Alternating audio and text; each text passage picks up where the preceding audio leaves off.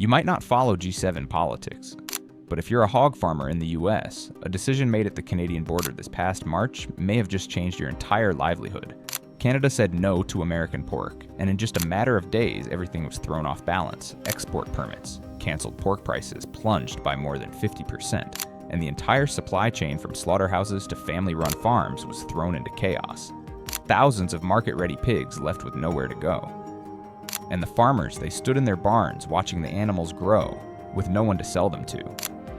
One decision made in Ottawa, but its impact hit straight at the heart of American agriculture. This isn't just a temporary export hiccup. It's a warning bell proof that a single crack in the global trade system can rip right through the foundation of domestic livestock farming, and what follows are 10 states now bearing the brunt of that crack first. North Carolina. In North Carolina, hog farming isn't just an industry, it's an ecosystem. Over 2,100 farms, tens of thousands of workers, and one critical facility, Smithfield Foods' Tar Heel plant, form the heart of an entire supply chain. But not long ago, that heart skipped a beat. When Canada announced it would halt pork imports from the Tar Heel plant over an issue related to organ processing, no one expected the fallout to be this severe. Within days, Canadian partners canceled orders. Thousands of pigs ready for market were suddenly stuck in limbo, and keeping them wasn't a solution because pigs keep growing and every extra day of feed chips away at farmers' already thin margins. According to the North Carolina Pork Council, within just 2 weeks of the export suspension farms in Duplin, Sampson and Bladen counties were holding nearly 40,000 pigs past their sell-by date, not by choice, but because there was nowhere left to send them. Domestic slaughterhouses were at capacity, and in-state retailers simply couldn't absorb that volume. Tar Heel, the largest pork processing plant in the US, only needed one closed door to throw the entire system out of rhythm. Workers at the plant saw their hours cut. Shipping routes from North Carolina to the Northeast paused overnight. One Fayetteville-based trucking company reported losing 4 major contracts in just 10 days. And the irony, farmers did nothing wrong. They don't run the slaughterhouses, they don't control international food safety standards, but they're the first to suffer because their pigs go unsold, and the loans they took out 6 months ago to raise them now hang over their heads with no way to pay them back. This disruption in North Carolina isn't just a local mishap.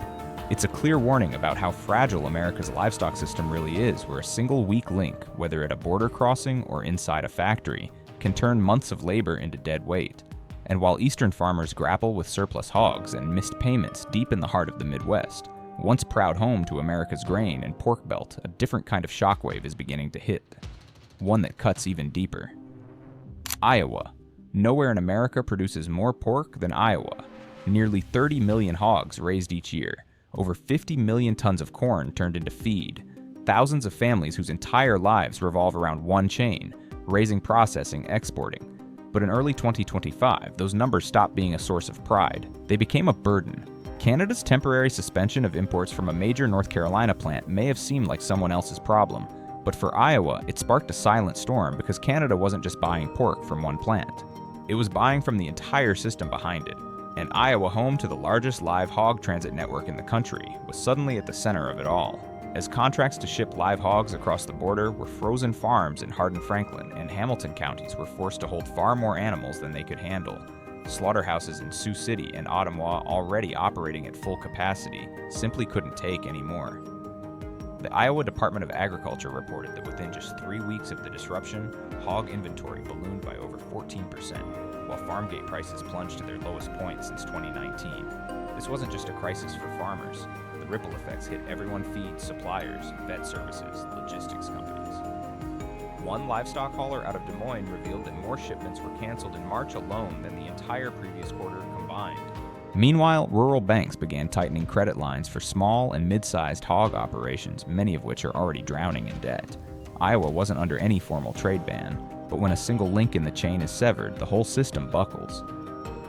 And that's the harsh reality. Even a minor disruption in international trade can choke the heartland where production is massive, but entirely dependent on cross-border flows they can't control.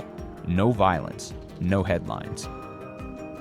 But in Iowa's eerily quiet barns, there's one thing rising by the day: worry.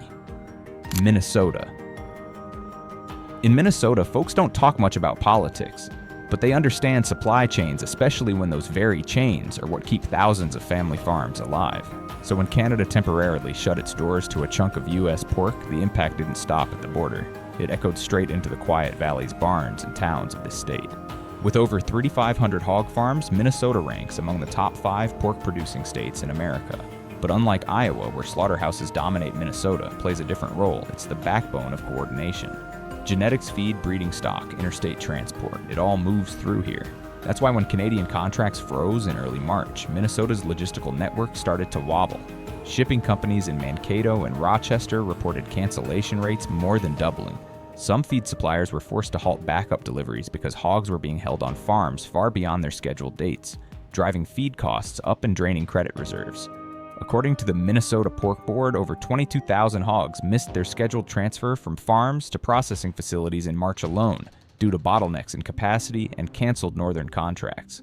Even mid-sized plants in places like Worthington began trimming weekend shifts and letting workers go, something unheard of during the early year export rush. But the real crisis isn't just about backlog, it's the paralysis. The whole state was thrown into a holding pattern, waiting on trade updates, waiting on prices to bounce back, waiting for canceled contracts to come back online. But farming doesn't wait. Hogs keep growing, interest keeps compounding, and producers are left standing in barns, crunching numbers like gamblers playing their final hand. Minnesota didn't have a plant shut down, yet it suffered just as if someone pulled the plug. When Canada said pause, Minnesotans knew it wasn't just politics. It was a wake-up call that the survival of America's agriculture is now decided in meeting rooms thousands of miles away.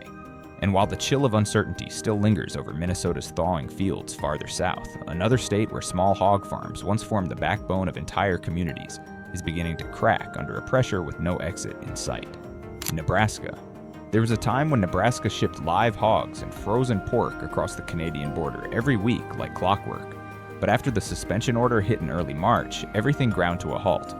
Farms across Lancaster, Dodge, and Seward were suddenly stuck holding back tens of thousands of fully grown pigs with nowhere to send them. A report from the Nebraska Pork Producers Association showed that within just 2 weeks, backlog numbers jumped by 18%, and pen prices dropped to their lowest in years. The machines kept running. The feeders stayed on. But when the buyers disappeared, the whole supply chain became a pane of glass, cracking under the weight of an increasingly fragile market. Slaughterhouses in Omaha and Grand Island were forced to cut shifts and lay off workers. Hog transport trucks turned around at the northern border. Feed piled up in storage. Meanwhile, farms still had to pay the power bills, keep the crews on payroll, and cover rising care costs for animals that should have been long gone. What made it worse in Nebraska was the cruel math. The hogs kept growing, but prices didn't. The value of a pork shank at border markets didn't drop as fast as the cost of keeping the whole animal alive. Farmers were left holding on to both the pigs and the debt. And as bank loan deadlines approached, the specter of bankruptcy got a little closer every single day. It's a bitter kind of collapse. No protests, no banners, no breaking headlines, just a slow unraveling. When the largest farms in the state, once proud symbols of stability and progress, begin posting for sale signs or quietly shift into cattle operations, the message is clear: Nebraska isn't being brought down by bullets or bans. It's being undone by the cold silence of a stalled market. And if in Nebraska, where pigs still grow strong and fields stretch to the horizon, the sound of hunger is already fading, then what's happening just downstream in a state whose entire economy once depended on trucks rumbling north toward Canada is even more urgent and even more devastating. Ohio. Once a critical link in the agricultural logistics network of the Midwest Ohio has now become a land of turned-back trucks, overstuffed warehouses, and anxious eyes cast toward the northern border. Canada's decision to suspend pork imports from major U.S. facilities didn't strike Ohio directly, but it's choking off the state's role as the quiet backbone of the agricultural value chain. Tens of thousands of hogs from neighboring states have flooded into Ohio, waiting for processing redistribution or cross-border transit. But with border doors slammed shut and export orders in limbo, Ohio isn't a hub anymore, it's a bottleneck. Within 3 weeks, processing facilities in the western part of the state were forced to cut capacity by 40%. Plants in cities like Lima and Fremont have begun rotating layoffs because they simply can't run at full speed when the product has nowhere to go.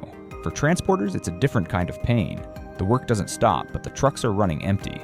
Refrigerated trailers that once moved pork across the border into Ontario now sit idle in container lots or limp around making small deliveries within the state where consumer demand has dried up, battered by inflation and shrinking household budgets. The cold chain, once a crown jewel of the meat export economy, has become a money pit burning fuel and resources by the hour.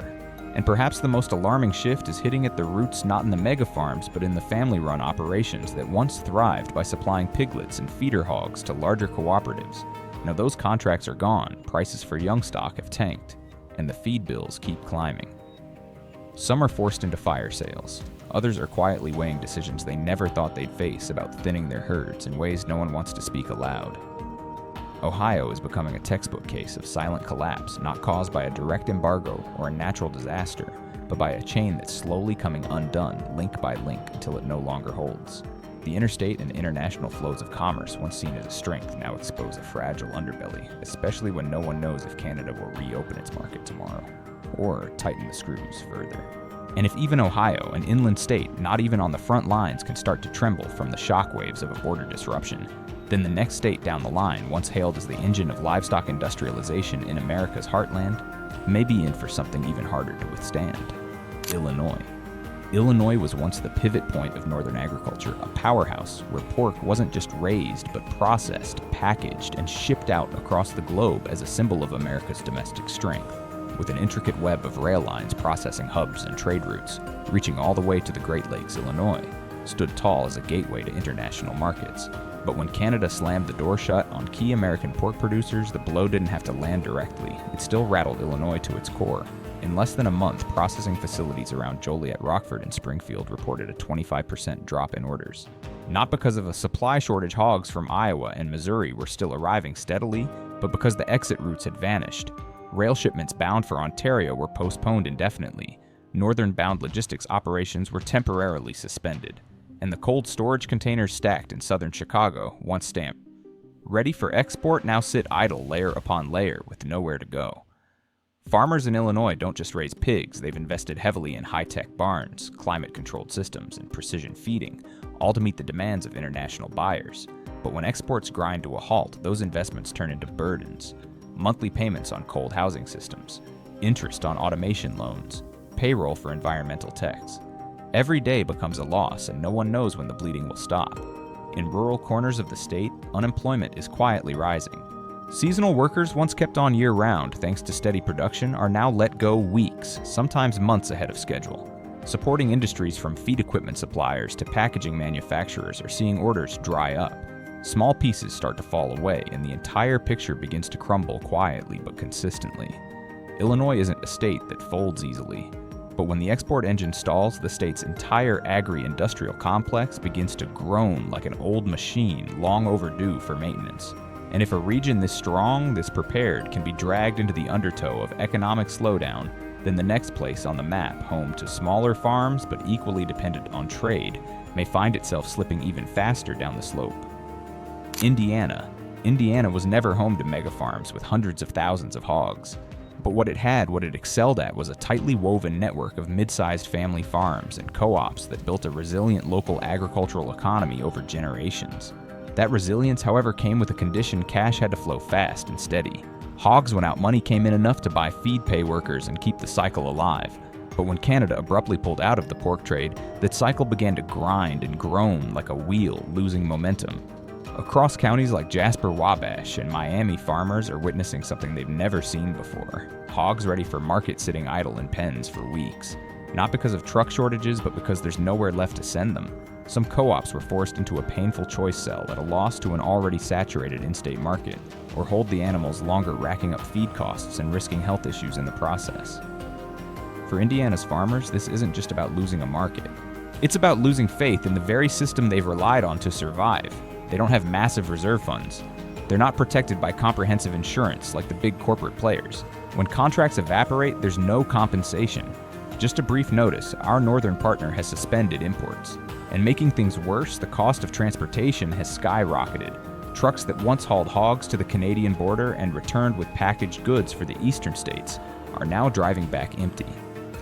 That one-way burden has doubled freight rates, forcing many co-ops to cancel long-haul shipments altogether. They're turning inward, trying to offload to the local market where consumer demand is already tapped out. Indiana used to take pride in having one of the highest feed-to-product conversion rates in the Midwest, but these days that statistic means nothing. When the end product doesn't move, no amount of efficiency can save the farm. And as producers struggle to hang on, feed suppliers and equipment dealers have started pulling the plug on credit. They're not sure they'll get paid either. What was once a small, self-sustaining agricultural ecosystem is quietly fracturing piece by piece like a puzzle with its critical parts slowly pulled away. And if Indiana, once held up as a model for balanced cooperative farming, can get swept into this downward spiral, then what's coming next for a state where industrial-scale livestock was supposed to be the backbone of the ag economy, Missouri? You don't need a spreadsheet to understand what's happening in Missouri. Just stand on the edge of a livestock auction in the Ozarks. The crowd is there, but the hands aren't going up. The opening bid for a batch of feeder pigs is lower than what it costs to raise them. No bargaining, no competition. The air feels less like a market and more like a quiet funeral one where no one wants to say goodbye. Missouri isn't collapsing in a blaze. It's fading in silence as small livestock farmers, once firm believers in a proud tradition, begin shutting their barns for good. From the western plains to the southern hills fields that once roared with truck engines, now echo only with the sound of wind brushing against rusted tin roofs. Breeding stations that used to bustle are now open just 2 days a week and often sit empty. Everyone knows Canada stopped buying. That's not the shock. What cuts deeper in Missouri is the lack of explanation. No timeline for recovery, no guidance, no words of assurance to help farmers hold on. Most here have weathered price swings before, but no one was ready for this kind of cold, clean break. It hit like a phone call in the dead of night. It's over. We don't need it anymore. Small processors once supplying pork to Manitoba and Ontario have scaled down or shuttered entirely. Cold chain operators, packaging companies, and specialized feed suppliers are watching their revenues plummet. But it's the farmers who are bearing the worst of it, staring into empty barns, asking themselves whether to start over or to finally let go of the dream that's been passed down through 3 generations. A man in his 60s near Sedalia told a local paper he wasn't sad about losing a contract.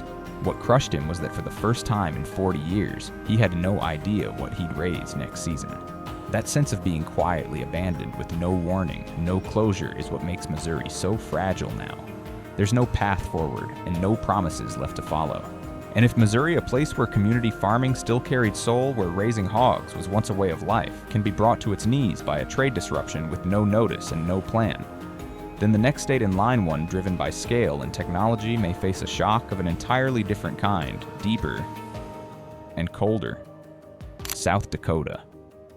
In South Dakota, the pork industry has always followed a simple logic. Raise the pigs, ship them out when they're ready, move on to the next cycle. No complex tech, no sprawling cold chain networks. And that's exactly what made it fall apart the fastest when Canada, its key export destination, suddenly slammed the door shut.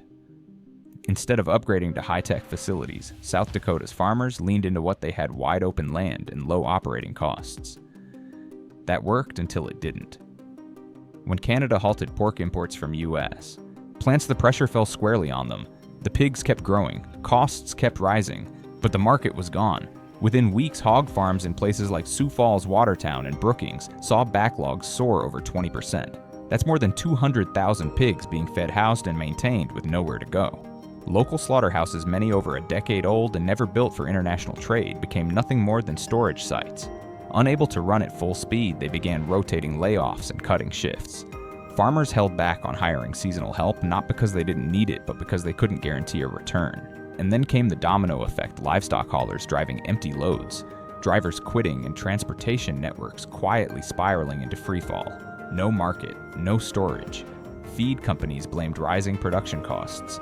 Vets faced a surge in aging animals and preventable diseases. Life in rural South Dakota started to go quiet. No rumble of tractors in the morning. Or no kids racing around the barnyard. Just yellowing fields and darkened sheds hanging onto a past that no longer made sense. Inside a corner pew of St. Patrick's Church, a 60-year-old farmer murmured, "I'm not afraid of losing what I have. I'm afraid there'll be nothing left worth holding on to." That fear wasn't about money, it was about losing faith in a life they'd spent decades building. South Dakota hasn't gone up in flames. Not yet. But something is rotting from the inside, waiting for just the right gust of wind to burn. And if a state that barely depends on exports and thrives on natural advantages is dying from trade shocks thousands of miles away, then what hope is there for America's most ambitious agricultural heartlands? When a single import ban aimed at just a handful of major companies can upend the lives of thousands of American farmers, the question isn't if more will fall, it's who's next. The empty barns in Iowa, the shuttered plants in Ohio, the silent highways in North Carolina, these aren't isolated incidents. They're warning signs. America once prided itself on a food system that was fast, powerful, and abundant. But all it takes is one market to disappear for the entire machine to start cracking.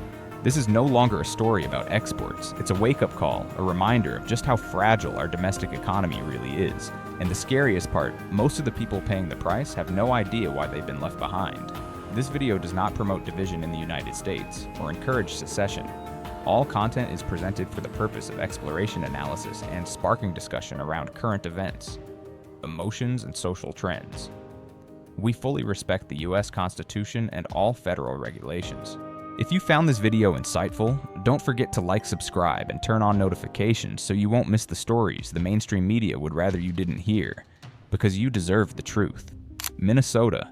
Every day that Canada keeps its border closed is another day slaughterhouses in Worthington, Austin, and Windham are forced to recalculate capacity. They can't let frozen pork stack up in cold storage, but they also can't keep processing hogs at full speed if there's no one to buy. The message sent down the supply chain is simple and brutal. Slow down, cull the herd, lower expectations. For Minnesota's farmers, that's not just a message, it's a sentence. Because they don't have options. When you've built your entire operation around a high-speed cold chain from feed systems to breed optimization, you can't just slow it down. This isn't old-school farming where you can hold on a few weeks. Here everything runs on a ticking clock. By late May, a report from the Minnesota Pork Producers Association noted that over 14% of the state's hog farms were either repurposing facilities or indefinitely suspending operations. Sounds sterile on paper, but in reality it's a controlled collapse. Massive barns fitted with automated ventilation and smart feeding lines sit dark and idle. Not because of any mechanical failure, because no one dares flip the switch back on. In towns like Fairmont, once thriving off auxiliary industries tied to pork production, the absence is palpable. No more cold trucks rumbling down the road each morning. Farm supply stores are holding fire sales, slashing prices to the bone. Local banks are offering 6-month debt freezes not out of generosity, but because they know if they collect now, all they'll get back is scrap metal. Minnesota used to be where agriculture met science, where farming meant efficiency, precision, and data. But now spreadsheets have been replaced with handwritten notes taped to barn doors. Operations suspended, no new deliveries. And if even advanced technology can't save a state once seen as the blueprint for modern agriculture, then out west, where winter comes early and recovery always drags its feet, collapse is no longer a hypothetical. It's a cold certainty just beyond the next field.